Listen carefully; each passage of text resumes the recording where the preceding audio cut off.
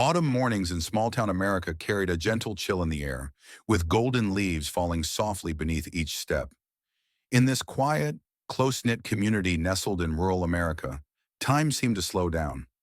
Michael Carter, a seasoned police officer, was used to the calm. After nearly 2 decades of service to this small town, he had seen everything, from minor neighborly disputes to serious traffic accidents. But today he had no idea that he was about to face a decision that would change his life forever. Michael wasn't the type to openly express his emotions. Ever since his wife Rachel had passed away 5 years earlier, his life had been marked by an unrelenting loneliness. Their home, once filled with laughter, joy, and dreams of raising a large family, had now become a place of quiet memories. Though he had learned to cope with the grief of losing Rachel, the emptiness in his heart lingered, and he often wondered if he would ever find happiness again. That morning, as Michael patrolled a small road that cut through the town, he received an urgent call over the police radio. All units, we have a report of possible child abandonment at 153 Maple Street. Units nearby, please respond. The dispatcher's voice crackled over the radio, pulling him from his drifting thoughts. Michael quickly steered his patrol car toward Maple Street. Cases involving children always brought a greater sense of urgency, especially since he and Rachel had once dreamed of having kids of their own. That dream, now lost, still haunted him from time to time. As he approached the address, the sight of the rundown house sent a pang of concern through him. The paint was peeling, the windows were cracked, and the front yard was overgrown with weeds. He parked the cruiser and stepped out, immediately sensing that something was wrong. Cautiously, he walked up to the front door and knocked. "Police, is anyone home?" he called, his voice firm but calm. For a moment there was no response. Then faintly, he heard it, the sound of children crying from somewhere inside. His heart raced. Without hesitation, he tried the door, which creaked open with an unsettling ease. What Michael found inside would alter the course of his life forever.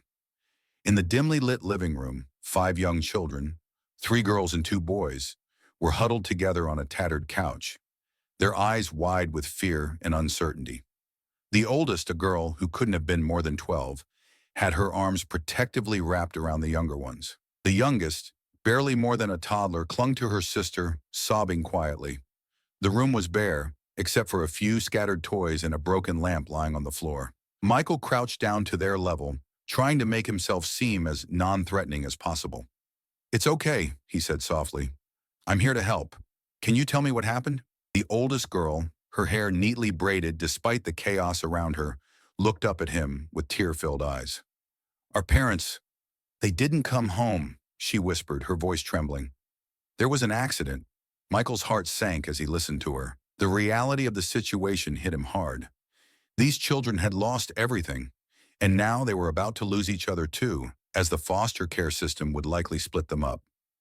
As backup and child protective services arrived, the house filled with activity, social workers taking statements, officers assessing the scene, and the children being gently led away. But something deep inside Michael wouldn't let him leave. As he stood there watching the social workers discuss the fate of the children, he overheard snippets of their conversation. "It's going to be tough placing all 5 together," one social worker murmured.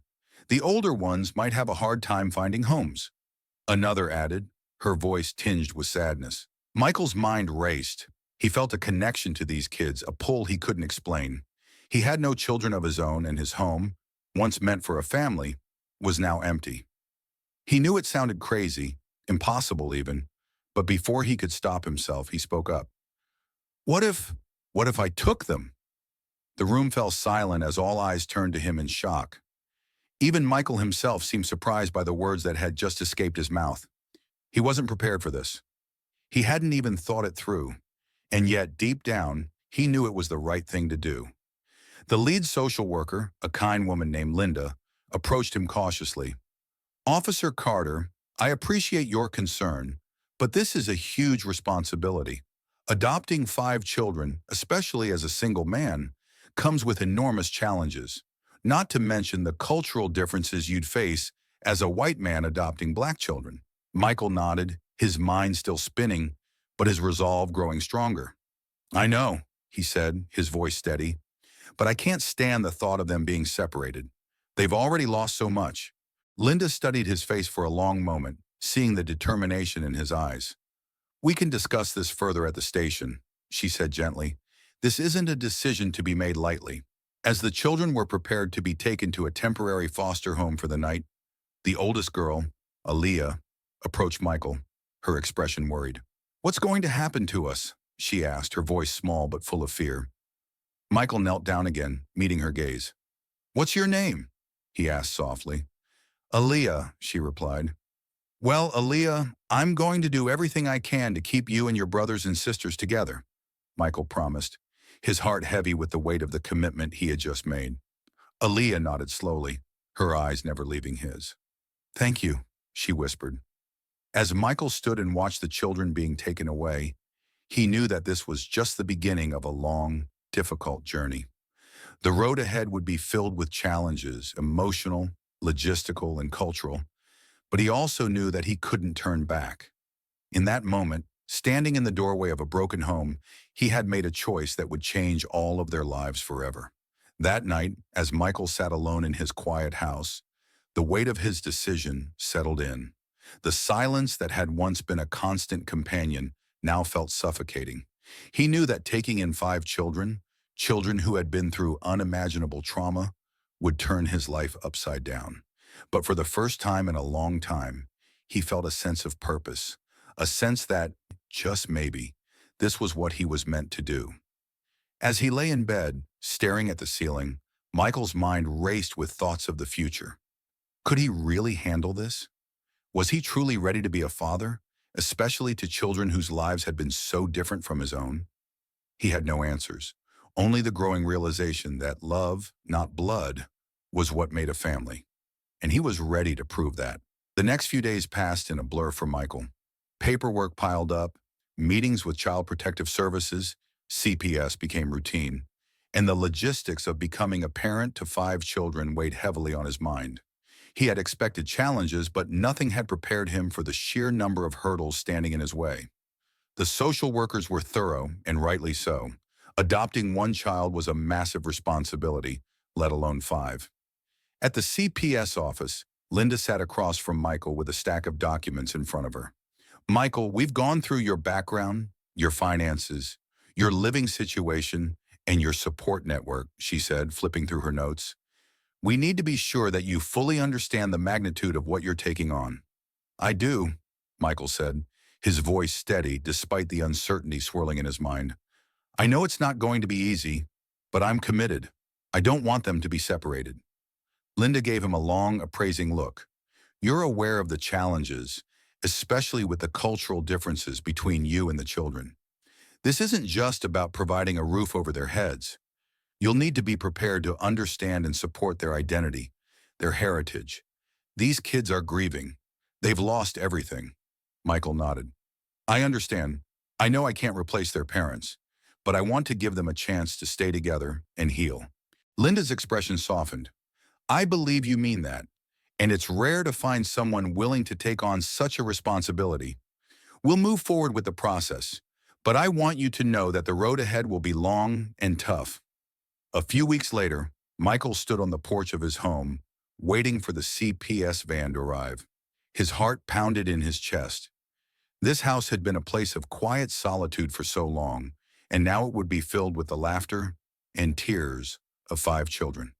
He glanced around the living room, trying to imagine what it would look like with toys strewn across the floor, bookshelves filled with children's stories, and the sound of feet running through the halls. When the van pulled up, Michael stepped forward, his nerves getting the best of him. The children slowly emerged one by one, clutching small bags of their belongings. Aaliyah was first, her face expressionless, but her eyes wary. Jeremiah, her 10-year-old brother, followed close behind, his posture rigid. Kiara, Noah, and little Grace came out last, each one quieter than the next. Hi, kids, Michael said, trying to keep his voice light. Welcome home. There was an awkward silence as the children stared up at the large house, unsure of what to expect. Michael led them inside, pointing out the rooms he had set up for them. Each child had their own space, but he could see that the idea of home was still foreign to them. Aaliyah, the oldest, was clearly the most skeptical. She kept a close eye on her siblings, her posture protective. As they explored the house, she never strayed too far from them, as if afraid they might disappear if she let her guard down. "It's nice," Aaliyah finally said, her voice neutral, "but we don't need fancy rooms. We just want to be together." Michael nodded, his heart aching. "I know, and that's what I want too, for all of you to be together." The first few days were rough. The children were polite but distant, unsure of how to act around Michael. They had been through so much in such a short time, and it showed in their behavior. Aaliyah took on the role of caregiver, making sure her siblings had everything they needed. Michael tried to connect with her, but she kept him at arm's length. Jeremiah was quiet, often sitting alone in his room or playing outside by himself. Michael tried to engage him in conversation, but Jeremiah only responded with short, one-word answers. The younger children, Kiara, Noah, and Grace, were more open, but they were still hesitant around Michael. One morning, Michael was preparing breakfast when Kiara approached him. "Do you know how to braid hair?" she asked, her tone cautious. Michael froze, realizing he had no idea how to properly care for their hair. It wasn't something he had ever considered. "I don't," he admitted, "but I can learn." Kiara nodded, but the disappointment in her eyes was clear. She turned and walked away, leaving Michael standing in the kitchen, feeling more out of his depth than ever. Later that day, Michael called Diane, the wife of Pastor Davis from the local church. Diane was a kind, nurturing woman who had been a pillar of the Black community for years. Michael had met her a few times in passing, and he hoped she might be able to offer some guidance. "Diane, it's Michael Carter," he said when she answered. "I've got a bit of a situation. I've adopted 5 kids. Well, I need help. I don't know where to start with their hair or their cultural needs. I want to do right by them, but I don't know how." Diane laughed softly on the other end. "Michael, you're in over your head, aren't you?" Michael chuckled, though the weight of the situation pressed on him. "Yeah, you could say that." "Well, don't worry. I'll come by this afternoon and show you a few things. And bring the kids to church on Sunday. It'll be good for them to be around people who understand what they're going through." That Sunday, Michael took the children to church for the first time. It was an unfamiliar experience for him. The church the children had gone to with their parents was predominantly Black, with vibrant music and passionate preaching. Michael felt out of place as they entered, sensing the curious stares from the congregation. The children, however, immediately relaxed. It was clear that this was a part of their identity, a connection to the life they had lost. As the service progressed, Michael watched as the children swayed to the music, their faces lighting up with joy for the first time since they had come to live with him. After the service, Diane introduced Michael to some of the other members of the congregation. "This is Michael Carter," she said warmly. "He's adopted these beautiful children and is learning the ropes of parenthood." One of the older women, Mrs. Johnson, gave Michael an appraising look. "Well, it's a good thing you've got Diane to guide you," she said with a knowing smile. "Parenting is never easy, and raising children from a different background is even harder. But love and patience will get you through." Michael nodded, feeling both encouraged and overwhelmed. The church had welcomed him and the children, but he knew there would still be challenges ahead. Despite Michael's efforts, Aaliyah remained distant. She was fiercely protective of her siblings, especially the younger ones, and took on a parental role that Michael found hard to break through. She didn't trust easily, and every time Michael tried to connect with her, she pulled away. One evening, as Michael was cleaning up after dinner, Aaliyah approached him, her arms crossed. "Why are you doing this?" she asked bluntly. Michael looked up, surprised by the question. "Doing what?" "Taking us in," Aaliyah said, her voice hard. "We don't belong here. You don't know anything about us, about what it's like to be Black in this town." Michael's heart sank. He had been dreading this conversation, but he knew it was inevitable. "I know I don't understand everything, Aaliyah," he said carefully, "but I want to. I know I can't replace your parents, and I'm not trying to. But I couldn't stand the thought of you all being separated. I want to give you a home, a family. I'm here for you no matter what." Aaliyah's eyes narrowed. "But you don't get it. You'll never get it. People look at us differently. They think we don't belong, and you can't protect us from that." Michael felt a lump form in his throat. "I can't change how people see us, but I can be here for you, to help you through it." Aaliyah's expression softened slightly, but the distrust remained. "We'll see," she muttered before walking away. While Michael was trying to break through to Aaliyah, he noticed that Jeremiah was having his own struggles. The boy was quiet, always keeping to himself, but Michael could see the sadness in his eyes. One day, Michael found Jeremiah sitting alone in the backyard, staring off into the distance. "Hey, buddy," Michael said, sitting down next to him. "What's on your mind?" Jeremiah shrugged, not meeting Michael's gaze. "I don't know." "You miss your parents, don't you?" Michael asked gently. Jeremiah nodded, his eyes welling up with tears. "I miss them a lot, and I don't know how to feel about all of this." Michael put a hand on Jeremiah's shoulder. "It's okay to miss them, and it's okay to be confused. You've been through a lot, but I'm here for you. I'm not trying to take their place, but I do care about you. You can talk to me anytime, okay?" Jeremiah wiped his eyes, nodding slightly. He whispered. Over the next few weeks, things started to shift. Aaliyah and Jeremiah were still distant, but the younger children, Kiara, Noah, and Grace, were beginning to warm up to Michael. Kiara, in particular, had started asking Michael for help with schoolwork, and Noah had taken to sitting with Michael during dinner, asking him questions about his job as a police officer. One evening, as Michael was tucking Grace into bed, she looked up at him with wide eyes. "Are you going to be our daddy forever?" she asked innocently. Michael's heart melted. "I'm going to do my best," he said softly, brushing a strand of hair from her face. "I'm here for you, Grace. Always." Grace smiled, her eyes closing as she drifted off to sleep. Michael stood there for a moment, watching her, feeling the weight of his responsibility, but also a growing sense of love for these children who had come into his life so unexpectedly. The tension in the house had softened slightly over the next few weeks, but Michael still felt the emotional distance, particularly from Aaliyah and Jeremiah. However, small moments of connection were beginning to break through. One Friday evening, Michael came home from a particularly long day at the station. His shoulders sagged with exhaustion, but the moment he opened the front door, he was greeted by an unexpected sight. Kiara, Noah, and Grace were sprawled out on the living room floor, surrounded by crayons, paper, and toys, giggling as they played. Michael stood in the doorway, his heart swelling at the sight of their laughter. It was the first time the house had felt full of life since they arrived. "Hey, what are you guys up to?" he asked with a smile, hanging his coat on the hook. Kiara looked up, smiling shyly. "We're making a big family picture," she said, holding up a drawing of 5 stick figures holding hands. Michael chuckled and knelt down beside them, examining their artwork. "Looks like we have some future artists in the house," he said warmly. Grace beamed and pointed to the smallest figure in the drawing. "That's me," she said proudly. "And this one's you," she added, pointing to a stick figure with a blue hat on its head, a clear nod to Michael's uniform. Michael's chest tightened with emotion. "Well, it looks like I fit right in," he said softly, ruffling Grace's hair. For a moment, everything felt right. The laughter of the younger children filled the house, and Michael could almost forget about the challenges that still loomed with Aaliyah and Jeremiah. But as his gaze flicked toward the hallway, where Aaliyah stood watching from the shadows, the distance between them felt as wide as ever. That night, after the younger kids had gone to bed, Michael found Aaliyah sitting at the kitchen table, her homework spread out in front of her. She wasn't working, though.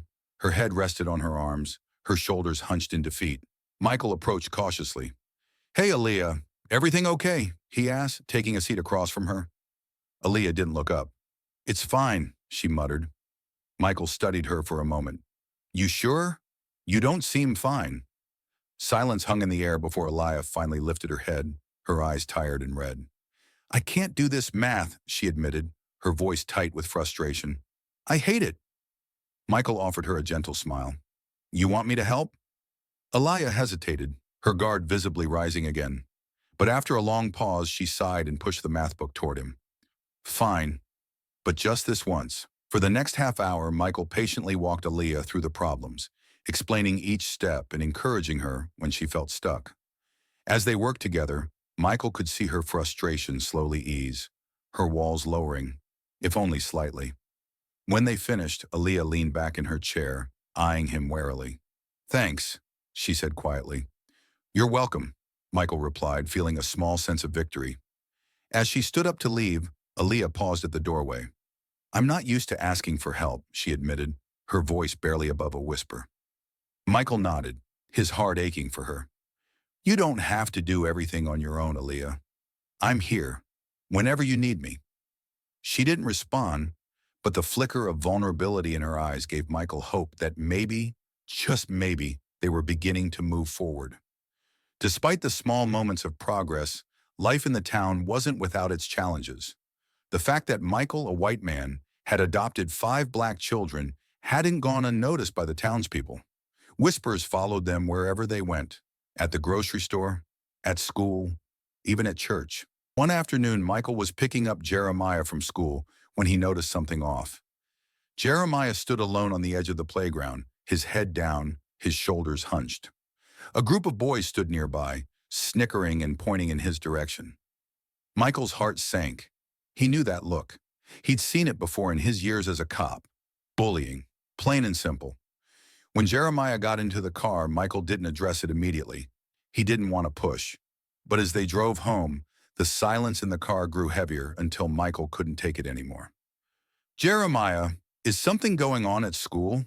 he asked gently. Jeremiah shrugged, not meeting his eyes. "It's fine," Michael frowned. "It didn't look fine back there." After a long pause, Jeremiah finally spoke, his voice small. "They make fun of me, because I don't look like you. They say I don't belong." Michael's hands tightened on the steering wheel. "I'm sorry, Jeremiah. I know it's hard, but you do belong. Don't let anyone make you feel otherwise." Jeremiah stayed quiet, his gaze fixed on the passing scenery. The sadness in his eyes was palpable, and it hit Michael like a punch to the gut. He realized in that moment just how deep the divide between them ran, how much he didn't understand about what it was like for Jeremiah and his siblings to grow up in a town where they were seen as outsiders. That night, Michael called Diane again, desperate for advice. "I'm failing them," he admitted, his voice thick with emotion. "They're being hurt in ways I can't protect them from. I don't know what to do." Diane's voice was calm and reassuring on the other end. "Michael, you're doing the best you can, but you're right. There are things you won't fully understand. That's okay. What's important is that you're willing to listen and learn. Keep showing up for them. That's what they need most." The growing tension in the house finally came to a head one evening during dinner. Michael had spent the afternoon preparing a special meal for the kids, hoping to create some sense of normalcy. But as they sat around the table, the mood was tense, and the conversation was stilted. Michael glanced at Aaliyah, who had barely touched her plate. "Aaliyah, is everything okay?"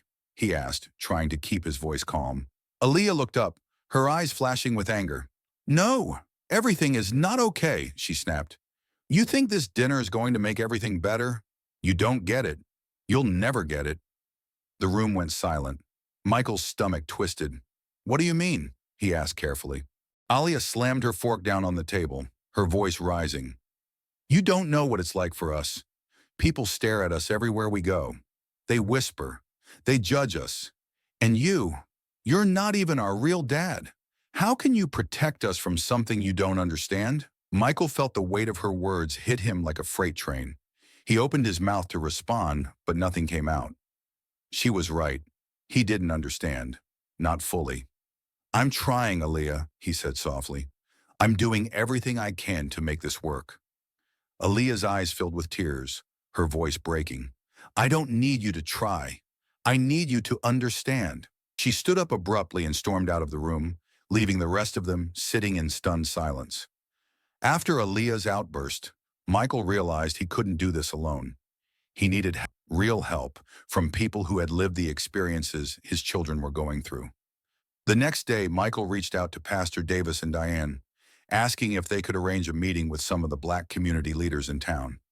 He explained the situation to them, his voice thick with guilt and desperation. "I don't know how to be what they need," he admitted. "I want to help them, but I don't know how." Pastor Davis, a wise and patient man, nodded thoughtfully. "Michael, no one expects you to have all the answers, but the fact that you're asking for help shows that you care. Let us guide you." They arranged a small gathering at the church for Michael and the children. It was a chance for the kids to connect with people who understood their experiences, people who looked like them, and for Michael to learn from those who had walked this path before him. The gathering at the church turned out to be a turning point for Michael and the children. As they sat in the church hall, surrounded by members of the Black community, Michael saw a visible change in his children, especially Aaliyah. She seemed more relaxed, more at ease in this environment. At one point, an older woman named Mother Louise took Michael aside. "You've taken on quite a responsibility, son," she said kindly. "But I can see the love in your heart. That's what matters most. Keep learning, keep listening, and you'll get through this." Michael nodded, grateful for her words. As the evening went on, he watched as the children laughed and talked with the other members of the church. It was the most at peace he had seen them since they moved in. When they got home that night, Michael tucked the younger kids into bed, then found Aaliyah sitting alone in the living room. She didn't look up as he sat down next to her, but the tension between them had softened. "I'm sorry," Michael said quietly, "for not understanding." Aaliyah sighed, her shoulders slumping. "I don't expect you to understand everything, but I need to know that you'll try, that you'll stand up for us." Michael nodded. "Will, I promise." For the first time, Aaliyah met his gaze, and Michael saw something in her eyes that hadn't been there before. Trust. As the weeks passed, the changes in the family dynamic became more evident. Aaliyah, though still guarded, had started to open up more to Michael. Jeremiah, however, remained distant. He had always been the quietest of the siblings, but Michael sensed that something deeper was troubling him. One afternoon, while they were outside tossing a football, Michael decided to broach the subject. "Jeremiah, I've noticed you've been pretty quiet lately. Is something bothering you?" Jeremiah caught the ball and stared at it for a moment before answering. "It's school," he said quietly. "I want to try out for the basketball team, but I don't think I belong." Michael frowned. "Why do you feel that way?" Jeremiah shrugged. "Because I'm different. The other kids, they don't see me the same way." Michael's heart ached for the boy. "You belong, Jeremiah. If you want to play basketball, then go for it. Don't let anyone tell you that you don't belong." Jeremiah looked up at him, his eyes filled with uncertainty. "What if I fail?" Michael smiled softly. "Then you try again, and I'll be there to cheer you on, no matter what." For the first time, Jeremiah smiled. A small, tentative smile, but a smile nonetheless. By the end of the summer, the Carter household had found a new rhythm. The children, while still grieving the loss of their parents, had started to form a bond with Michael that felt genuine. It wasn't perfect, and there were still challenges, but there were also moments of joy, laughter, and connection. One Saturday afternoon, they all gathered in the backyard for a barbecue. Michael watched as Aaliyah and Jeremiah played a game of basketball. Kiara and Noah chased each other around the yard, and little Grace sat in his lap, giggling as he tickled her. For the first time since the children had moved in, Michael felt like they were truly a family. As the sun began to set, Aaliyah approached him, wiping sweat from her forehead. "You're not bad at this whole dad thing," she said with a smirk. Michael chuckled. "Well, I've had some good teachers." Aaliyah's smile faded, and she grew serious. "I miss them," she said softly, referring to her parents. "I know," Michael replied gently, "and it's okay to miss them. I'm not here to replace them, Aaliyah, but I am here for you, for all of you." Aaliyah nodded, her eyes glistening with unshed tears. "Thanks, Dad." The word hung in the air between them, and for a moment, Michael wasn't sure he had heard her right. But then, as Aaliyah walked away to join her siblings, Michael felt a warmth spread through his chest. They still had a long way to go, but in that moment, he knew they were going to be okay. As the seasons changed, the fragile sense of stability that Michael and the children had built began to show signs of strain. Though things were better between Michael and the children, the emotional scars the kids carried were still deep, and the weight of their past trauma loomed over their heads. Michael felt it too, the underlying tension that they all tried to ignore but couldn't entirely escape. Aaliyah, the oldest, had grown closer to Michael, but her sense of responsibility for her siblings hadn't lessened. She was still acting more like a parent than a child, shouldering the weight of their survival in ways that wore her down. Jeremiah, though warming to Michael, continued to struggle with his identity and his place in the town, often retreating into silence when things became too overwhelming. One cold October evening, after the younger kids had gone to bed, Aaliyah approached Michael in the kitchen. Her expression was hard to read, a mix of exhaustion and something else, something darker. "Can we talk?" she asked, leaning against the kitchen counter. Michael put down the dish towel he'd been holding, sensing the seriousness in her tone. "Of course," he said, gesturing for her to sit. Aaliyah didn't sit. Instead, she crossed her arms and stared at the floor. "I don't know if I can do this anymore," she said quietly, her voice barely above a whisper. Michael's heart clenched. "Do what?" "Be the one who holds everything together," Aaliyah said, her eyes welling with tears. "I've been trying so hard to take care of everyone, but it's too much for me." Michael felt the weight of her words, realizing just how much pressure she had been under. Pressure she had put on herself to be the glue that held her siblings together. He had known she was struggling, but he hadn't known just how deep that struggle ran. "You don't have to do it alone, Aaliyah," Michael said softly. "That's what I'm here for. You can let go a little. You can be a kid." Aaliyah shook her head, her tears now flowing freely. "But I don't know how. I've never known how." Michael stood and walked over to her, placing a gentle hand on her shoulder. "You don't have to be perfect. You don't have to carry everything on your own. You have me and you have your siblings. We're in this together." But as the words left his mouth, he could see the fear in her eyes, the fear that she might lose control if she let go even a little. And in that moment, he realized just how fragile their bond still was. The following days were tense. Aaliyah's emotional outburst had opened a wound she had tried so hard to keep hidden, and now that it was exposed, she didn't know how to deal with it. Her interactions with Michael became more strained, her mood more unpredictable. Then one night, after a heated argument about curfews and responsibilities, Leah did the unthinkable. She ran away. Michael had always feared that something like this might happen, but when he realized she was gone, the panic that gripped him was overwhelming. The house felt unbearably quiet without her presence, and the younger children sensed something was wrong immediately. Jeremiah, whose relationship with Aaliyah was the closest, was especially distraught. "She's not coming back, is she?" he asked, his voice cracking with emotion. Michael tried to keep his own fear in check as he reassured the kids. "I'll find her," he promised, though inside he felt a creeping dread that maybe he wouldn't. The next few hours were a blur. Michael called every friend, every person Aaliyah might have gone to. He drove through the town, retracing every possible step she could have taken. His heart pounded as the reality of the situation set in. Aaliyah was out there alone, and he had no idea where to find her. Finally, after what felt like an eternity, his phone rang. It was Diane, the pastor's wife. "She's here," Diane said softly. "She showed up a little while ago. She's safe, but Michael, she's hurting. You need to come get her." When Michael arrived at Diane's house, he found Aaliyah sitting on the front porch, her face streaked with tears. She didn't look up when he approached, but he could see the pain in her body language, the way she held herself tight, as if afraid she might fall apart. Michael sat down beside her, giving her space. For a moment, neither of them spoke.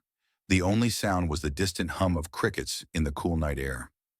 "I'm sorry," Aaliyah whispered, her voice shaky. "You don't have to apologize," Michael said gently.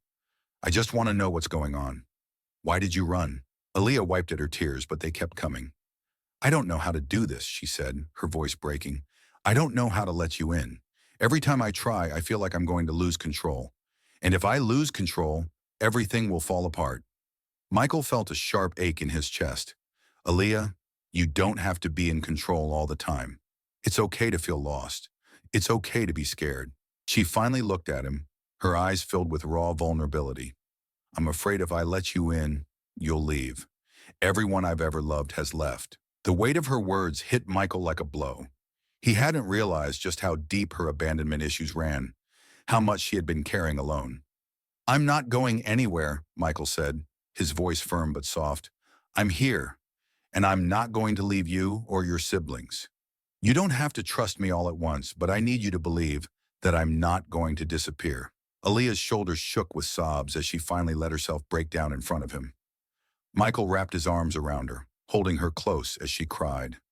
It was the first time he had seen her truly let go, and though it was heartbreaking, it was also a step toward healing. The days following Aaliyah's return were difficult, but something had shifted between her and Michael. The walls she had built around herself were still there, but they were beginning to crumble. Michael knew they had a long way to go, but for the first time, he felt like they were moving in the right direction. At home, the younger kids were overjoyed to have their sister back, but Jeremiah was more reserved. He had been deeply shaken by Aaliyah's disappearance, and though he didn't say it outright, Michael could sense his anxiety. One evening, as Michael was tucking Jeremiah into bed, the boy finally spoke up. "Are we going to be okay?" Jeremiah asked, his voice small. Michael knelt beside the bed, meeting Jeremiah's eyes. "Yeah, we're going to be okay," he said with conviction. "It's not going to be easy, but we'll get through it, together." Jeremiah nodded, but the uncertainty in his eyes lingered. Michael knew that rebuilding trust, especially with Aaliyah, was going to take time. But he was prepared for the long road ahead. For the first time in his life, he wasn't just a police officer or a man grieving the loss of his wife. He was a father, and he would do whatever it took to make sure his children were safe, loved, and supported. As the family began to settle back into a new normal, Michael started to notice something unsettling.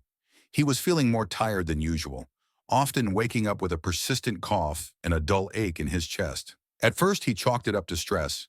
After all, he was juggling a full-time job and raising 5 children. Anyone would be exhausted. But as the weeks passed, the symptoms got worse. He found himself short of breath after even the simplest tasks like carrying groceries or playing with the kids in the backyard.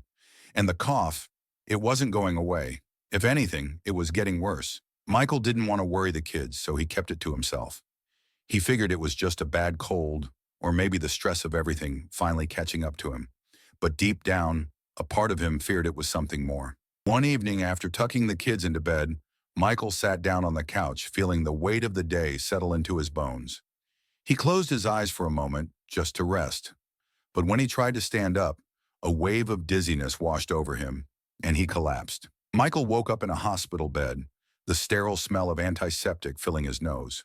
His vision was blurry, but as it cleared, he saw Aaliyah, Jeremiah, and the younger kids huddled together in the corner of the room, their faces etched with fear. A doctor stood at the foot of his bed, her expression serious. "Mr. Carter, we've run some tests. You have stage 3 lung cancer." The words hit Michael like a punch to the gut. Cancer. He felt like the ground had been ripped out from under him. All he could think about was the kids. What would happen to them if he wasn't there? "We're going to start treatment right away," the doctor continued. "Chemotherapy, radiation. It's going to be a long and difficult process, but we're hopeful." Michael's mind was spinning. Chemotherapy, radiation. All he could think about was how to keep the news from overwhelming his kids. But as he glanced over at them, he knew there was no way to hide this. They had already been through so much, and now they were facing the possibility of losing him too. Aaliyah, who had been silent the whole time, finally spoke. "Why didn't you tell us you were sick?" she asked, her voice trembling with anger and fear. Michael's chest tightened. "I didn't want to worry you," he admitted, his voice hoarse. Simone, the second oldest, stepped forward, her eyes filled with tears. "You've never been a burden to us, Dad," she said, using the word dad with a sense of finality that felt like a gift. In the weeks that followed, Michael started chemotherapy, and the kids had to step up in ways they never had before. Aaliyah took charge, coordinating his care and making sure the younger kids were looked after. Jeremiah, though still quiet, became a rock for his siblings, always offering a comforting word or a quiet hug when needed. Each of the children found their own way to contribute. Kiara became Michael's personal nurse, always checking on him and helping him through the tough days when the treatments left him weak. Noah and Grace, too young to fully understand the severity of the situation, brought light into the darkest days with their innocence and joy. They would sit by his bedside, reading books or telling him about their day, their laughter a balm to his tired soul. Michael, though physically weakened by the treatments, felt stronger in other ways. The love and support of his children were what kept him going. Even on the hardest days when the nausea from chemotherapy was unbearable, he would remind himself that he couldn't give up, not when his kids were fighting for him as much as he was fighting for them. As the months passed, the treatments began to take effect. Michael's cancer, though aggressive, was responding well to chemotherapy. The doctors remained cautious but optimistic, and for the first time in a long while, Michael felt a glimmer of hope.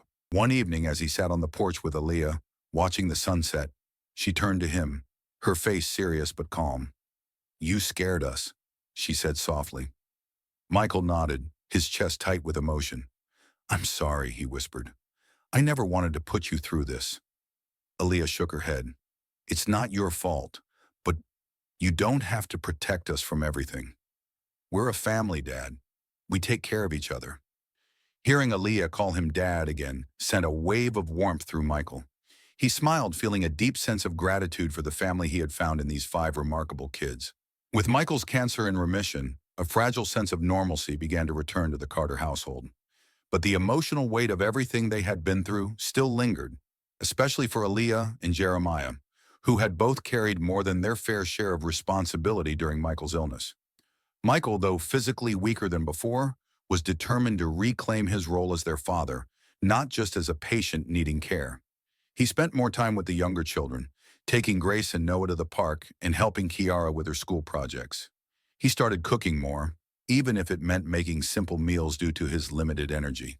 Slowly, life seemed to regain its rhythm. One weekend, Michael decided to host a family game night, something they hadn't done in a long time. As they gathered around the kitchen table, playing a rowdy game of cards, Michael felt a sense of warmth he hadn't felt in months. The laughter of his children, the shared teasing and playful arguments. It was as if the weight of his illness had lifted, if only for a little while. Jeremiah, who had grown more reserved during Michael's illness, slowly began to open up again. He no longer hovered silently at the edge of the family dynamic. Instead, he engaged more with his siblings and even started talking to Michael about school and basketball, something that had once been a touchy subject for him. Hey, Dad, Jeremiah said one evening after dinner, his voice hesitant. I think I'm ready to try out for the basketball team next year. Michael's heart swelled with pride. That's great, Jeremiah. I'll be there at every game cheering you on. Jeremiah smiled, a genuine full smile that Michael hadn't seen in a long time. It felt like a victory, one that went beyond basketball. Aaliyah, however, was still processing everything that had happened. The role of caretaker had been thrust upon her during Michael's illness, and now that he was recovering, she wasn't sure where she fit. She had always been the protector, the one who kept her siblings safe, but now the family dynamic was shifting again. One evening, as they sat on the porch together, Aaliyah finally opened up about the weight she had been carrying. I don't know how to stop worrying, she admitted, her voice soft. Even though you're getting better, I keep thinking about what would happen if we lost you. Michael looked at her, understanding the deep fear behind her words. You won't lose me, he said gently. I'm not going anywhere, Aaliyah. I know things have been hard, harder than they should have been, but you don't have to carry this alone anymore. I'm here, and I'm not leaving. Aaliyah nodded, but Michael could see the doubt in her eyes. She had spent so much time being strong for everyone else that she didn't know how to let go. You've done so much for your siblings, Michael continued, but it's okay to let me be the parent again. You don't have to be the one holding everything together. You can lean on me now. Aaliyah wiped at her eyes, a small smile tugging at the corners of her lips.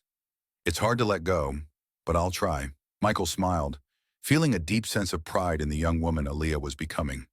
She had faced more challenges in her young life than most people could imagine, but she was resilient.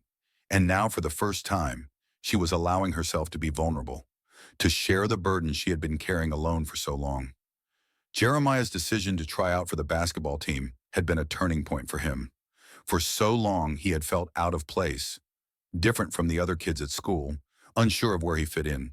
But basketball gave him a sense of purpose, a way to channel his emotions and build his confidence. As tryouts approached, Michael made sure to support Jeremiah in every way he could. They practiced together in the backyard, shooting hoops and working on drills. Jeremiah's natural talent was undeniable. But more than that, Michael saw his son's determination, the quiet strength that had always been there, but was now shining through. The day of tryouts was a nerve-wracking one for both Jeremiah and Michael. As they drove to the school gym, Jeremiah fidgeted nervously in his seat. What if I'm not good enough? Jeremiah asked, his voice laced with anxiety. Michael glanced over at him, his heart aching for the boy. Jeremiah, you are good enough. You've worked hard and you have the talent. But even if things don't go the way you want today, it doesn't change how proud I am of you. You're already a winner in my eyes. Jeremiah nodded, but Michael could see the doubt still lingering in his expression. When they arrived at the gym, Michael watched from the bleachers as Jeremiah joined the other boys on the court. His heart pounded in his chest as the tryouts began.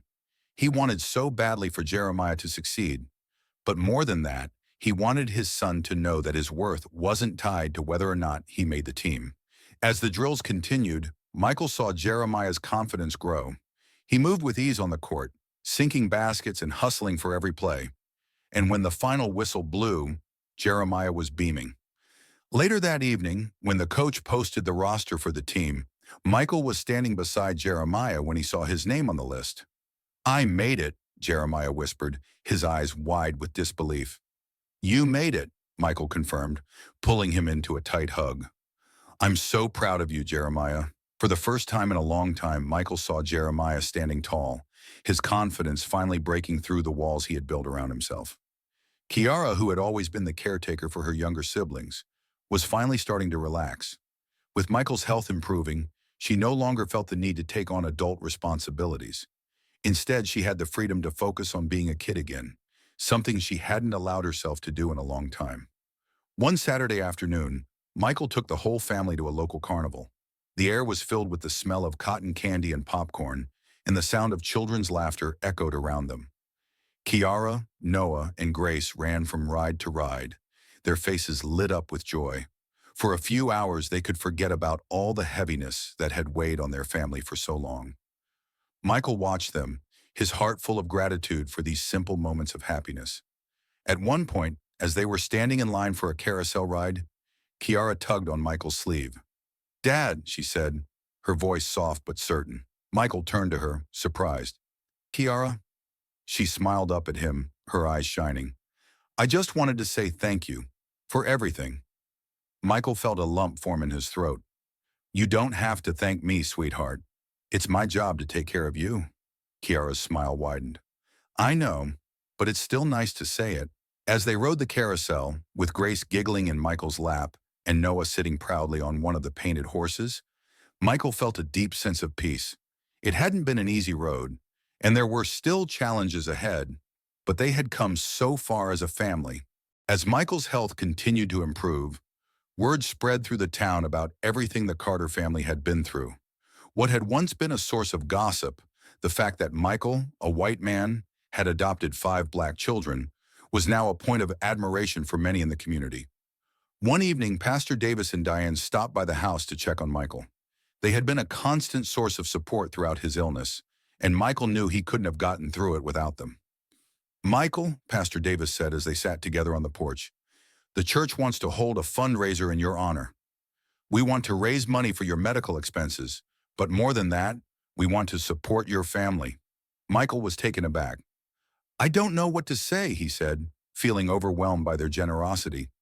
"You don't have to say anything," Diane said with a warm smile.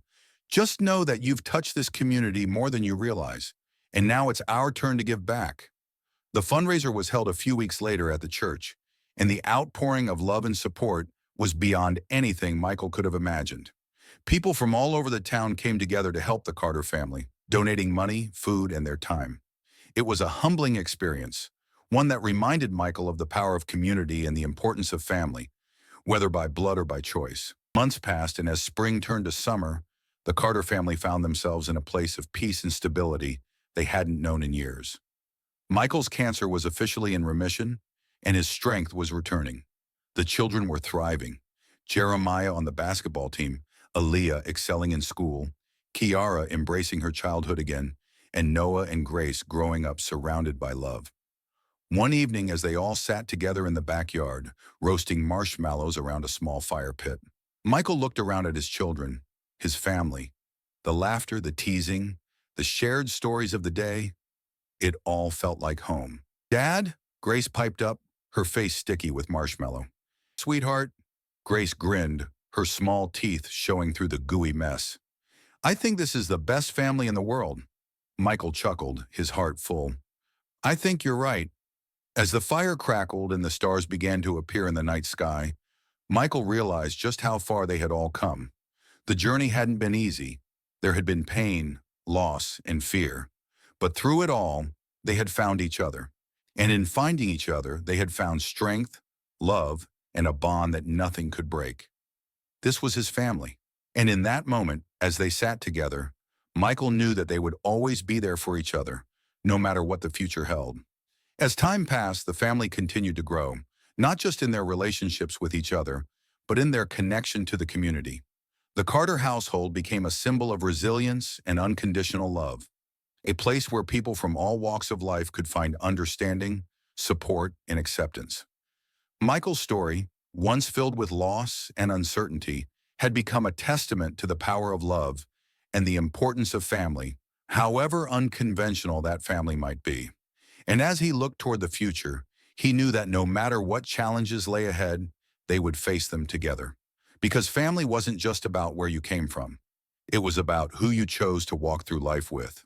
And for Michael, Aaliyah, Jeremiah, Kiara, Noah, and Grace, that choice had made all the difference. If you enjoyed this story and found it as thrilling and captivating as I did, please consider hitting that subscribe button to stay updated with more incredible tales like this one. By subscribing, you'll never miss out on any new stories, and you'll be the first to experience the twists and turns of every adventure. Don't forget to turn on notifications by clicking the bell icon so you're always in the loop when new content drops. Your support truly helps this channel grow and allows me to continue creating stories that inspire, entertain, and connect us all. Thanks for being a part of this journey.